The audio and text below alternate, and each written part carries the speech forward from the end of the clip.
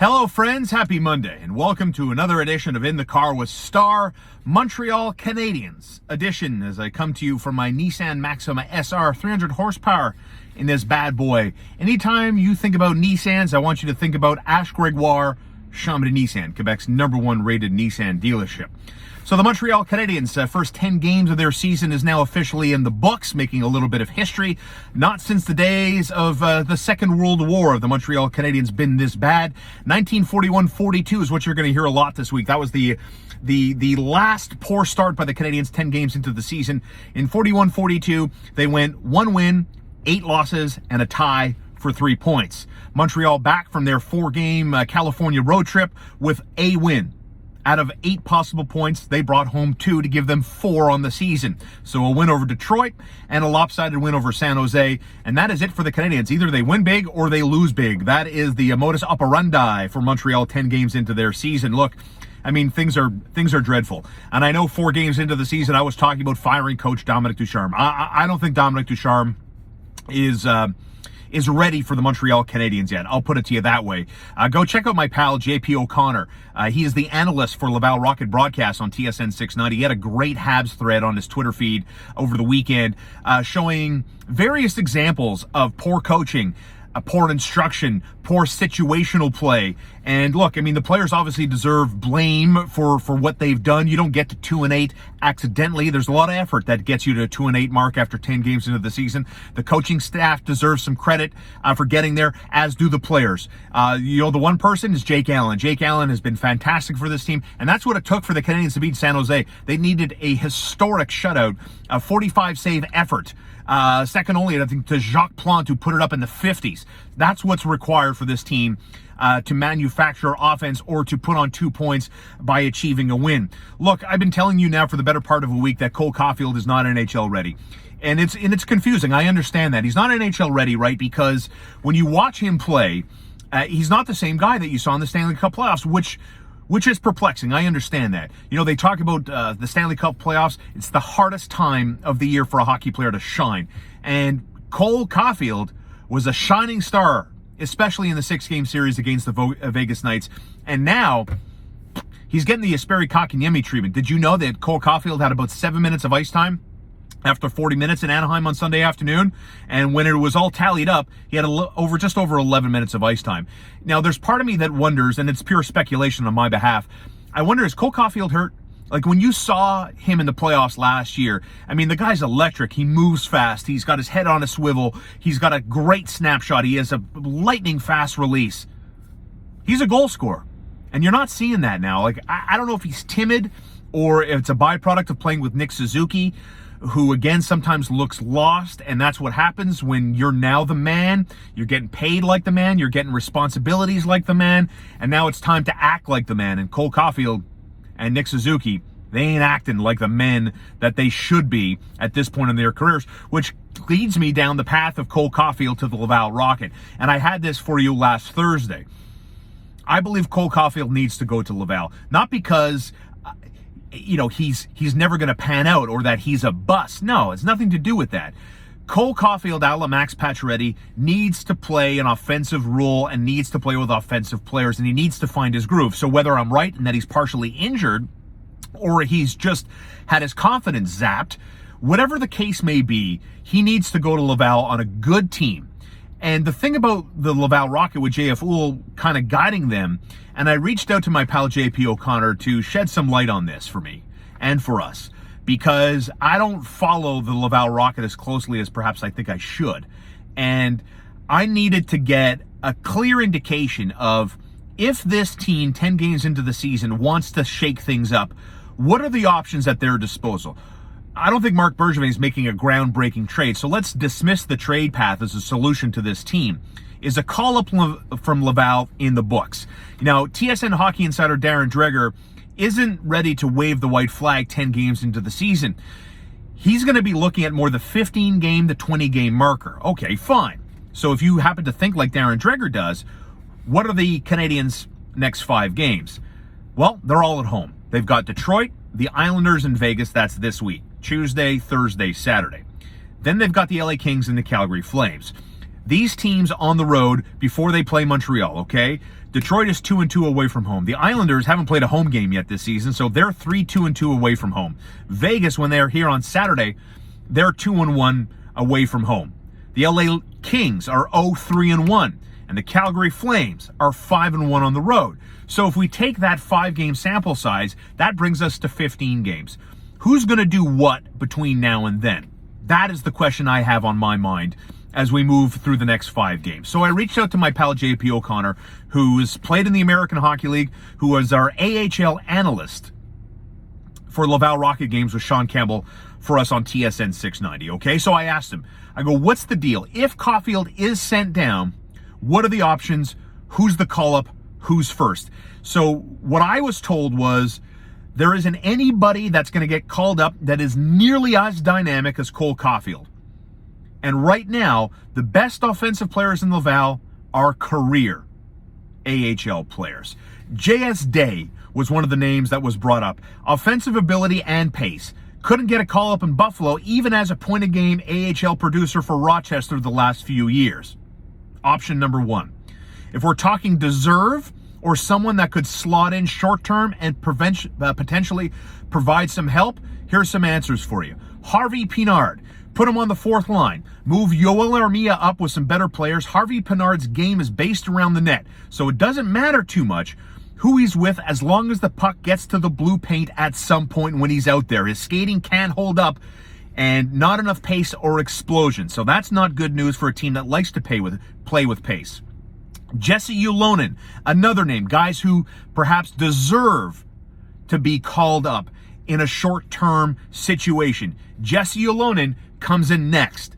Still not physically ready for extended NHL battles. Has more poise in his game this season up to date and is better at finding and creating offense for his line mates rather than simply being a shooter. His release is NHL caliber. Ryan Poehling. I spoke to Sean Campbell after the morning show with Connor McKenna had wrapped up today. I asked him about Ryan Poehling. Sean Campbell's contention is Ryan Poehling should be the guy that gets called up. JP O'Connor's perspective, not physically ready, has to get the weight back on that he lost due to surgery and a post-COVID flu. So that's the short kind of scouting report from guys that are watching the AHL, watching the Laval Rocket night in and night out and have for years, and their perspective on who can be called up in a short term and the scouting report on those players. Okay, so as of right now, give me Jesse Ulonen as a guy.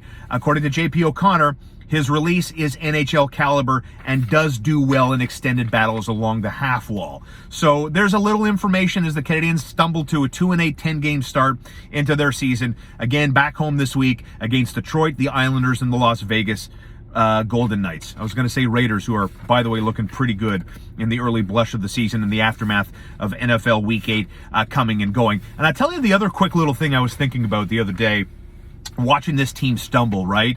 Like Carey Price. Carey Price, it was October the 8th. So 5 days before their season started, right? The Canadiens started October 13th in Toronto. And so it was a week before that Carey Price told the hockey world that he was going to put a pause on his season, right? For mental health, and he was going to take a step back and right some wrongs and fix whatever needed fixing. And so here we are, we're getting close on the 30-day marker. And the thing about the mental health program that Carey Price voluntarily entered into is that it is extremely confidential. It's an extremely confidential thing. So there really is no room for speculation. And that's the thing, right? Like when you talk about mental health, or you talk about a player taking a step back and maybe walking away from the game for a minute or so, it's different than substance abuse or criminal activity, right? Where you can look at a person and say, well, you know, you got into alcohol or drugs or physical abuse, and now you can start speculating and talking about why that happened to that person. Once you enter into the realm of mental health and you need to check yourself in because you're not right, that immediately closes the door on any speculation, point final, end of sentence, right? So when Carey Price comes out and says, listen, things aren't right, and here's what I need to do to get right again, everybody, and rightfully so, there's no room for speculation. That dries up immediately because now the concern becomes, whoa, this is serious stuff here. This player needs to get fixed ASAP. And so there's a 30-day kind of window there. And so we're starting to get closer to that 30-game window. And I'm wondering about Carey Price, who by all accounts is here. Like, I know he and his wife and his family make their home in the South Shore. And my understanding is they're here, not like Shea Weber, who's back home in British Columbia, that the Prices are here in Quebec or in the South Shore at the very least, right?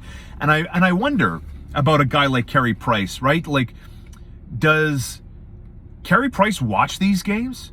Like, was Carey Price like chilling at home Sunday, flipping back and forth between Red Zone and the Canadiens playing the Ducks? Like, he is a diehard competitor, fiercely competitive. And I have to think that if he is taking in these games, man, like, how does he feel watching this team? What's his level of belief in this team? Or is he wired a certain way? Like, I think a lot of athletes are, because we do get caught in this trap, right? Thinking like, oh, I'm going to put myself in Carey Price's spot. Wrong. I'm not Carey Price. You're not Carey Price. None of us have come close to the level of athletic success Carey Price has hit in his life. And I remember reading this book once from a psychiatrist who worked with a lot of pro athletes. And one of the examples was Alex Rodriguez, who was forever and a day, like, god-awful. Whatever the opposite of clutch is, like choker, that's what Alex Rodriguez was in the playoffs, right? And so he would get killed by the Yankee fan base because he was like 0 for 22, couldn't get a hit if you threw it underarm or put it on a tee for him. It was that bad, right? So everybody would think, oh, he must be digging into the batter's box, shaking in his boots that he knows he's 0 for 23. Wrong. You know, mental health professionals tell you athletes are wired completely different than you and I. Like Alex Rodriguez in that example digs into the batter's box thinking, I'm Alex bleeping Rodriguez. You're damn right I'm getting a hit here. That's how strong the belief is, right? So sometimes I work under that assumption, which is dangerous, I understand. But like, I watch Carey Price, or I think about Carey Price, and I'm like, if he's watching this game, I have to think he believes that when he comes back, he's going to be Superman. That he believes that by him putting on the pads and being Carey Price in goal, that is going to save this season, right? That's what I think he thinks. I could be dead wrong. He could not be watching these games whatsoever. Maybe that's what he needs, like complete removal from the situation. But I wonder because there's no news. Because this program that they're in for mental health in the NHL is so locked down, is so secretive, is so confidential. Nobody knows anything, as it should be. I'm not saying it should be any different, though. You know, as a fan or as a member of the media, you have a right to know. You don't have a right to know. You have a right to know when they tell you you have a right to know. And as of now, you know, Carey Price, we don't know. So you take your time, and when he's ready, we'll know he's ready because he's going to tell us he's ready. What was the best thing that came out of the Canadiens California road trip or West Coast road trip? Was it Shea Weber taking his kids to see Seattle Monday Night Football? No. It was the Phil Deneau story. I love the Phil Deneau story. Now proud member of the LA Kings. Did you guys catch this? Phil Deneau, I love this story so much. Phil Deneau said Game 6. You know, Arturi Lehkonen scores the winner on a feed from Phil Deneau. Arturi Lehkonen scores the game-winning goal. Habs eliminate the Vegas Golden Knights. Phil Deneau says it was the best night of his life. Why? Because he came out and told reporters that his child was conceived that night when the Canadiens beat and eliminated Vegas from the Stanley Cup playoffs. TMI for some, for me, nah, I loved it. Great story, Phil Deneau. You're a legend. Hope you enjoyed your weekend, regardless of the Montreal Canadiens win-loss record. I hope your favorite NFL team won their game, and winners cover the spread, friends. Always remember, winners cover the spread. A busy week ahead. We'll be with you all week, all season long, regardless of how many games this team loses. We are in it, baby. You are in it with me, in the car with Starr, together as one big happy familia, wins and losses aside.